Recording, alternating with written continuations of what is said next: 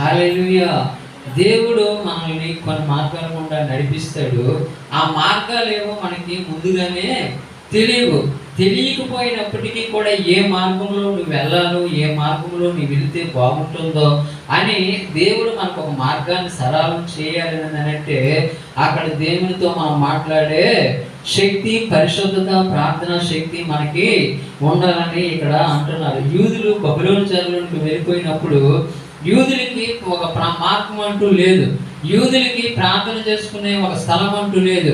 దేవుని యొక్క ప్రార్థనలో కూర్చొని, దేవా మా మార్గాలు ఏంటి, మేము ఏ మార్గం గుండా పోతే బాగుంటుంది, మా మార్గాలన్నీ మూయబడిపోయాయి, మా జీవితాలన్నీ పాడైపోయాయి, ఈ బబులోని చెరలోని పెట్టి ఈ చెరలో ఉన్నటువంటి మేము నిన్ను ఫ్రీగా ఆరాధించలేకపోతున్నాం. బబులోని చెరలోనికి వెళ్ళిపోయాం, ఇప్పుడు ఈ చెరలో ఉన్నాం, ఈ చెరలో నుంచి నిన్ను మేము ఆరాధించలేకపోతున్నాం అయ్యా అని చెప్పి యూదులు ఇర్మియా దగ్గరికి వచ్చి ఇర్మియా ప్రవక్త ద్వారా ఆయన తెలియజేయమంటున్నారు.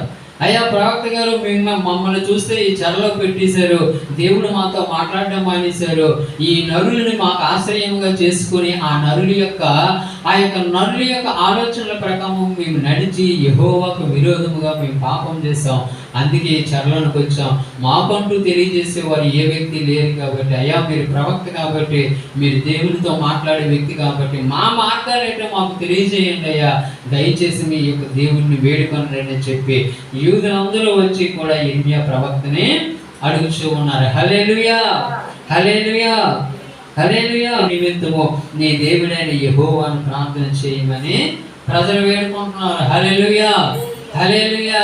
ఈ రోజుల్లో చూస్తే విశ్వాసులు కానివ్వండి, ఆనాడు ఇశ్రాయేలీలాగే చెదరిపోయి వారి ఇష్టం వచ్చినట్టు తిరుగుతూ ఉన్నారు. వారి యొక్క హృదయాన్ని వారి మనసులకే అప్పచెప్పించుకుంటున్నారు. దేవుని సన్నిధికి వెళ్తున్నారు కానీ, వస్తున్నారు కానీ, అనేక సన్నిధులు మారుతుండ్రు, అనేక విధాలుగా పరుగులెడుతుండ్రు కానీ ఎక్కడా దేవుని సూటిగా కనుగొనలేని పరిస్థితిలో ఉన్నారు. ఎందుకంటే లోపల స్థిరమైనటువంటి మనస్తత్వం వారికి లేదు, స్థిరమైన మనసు లేదు.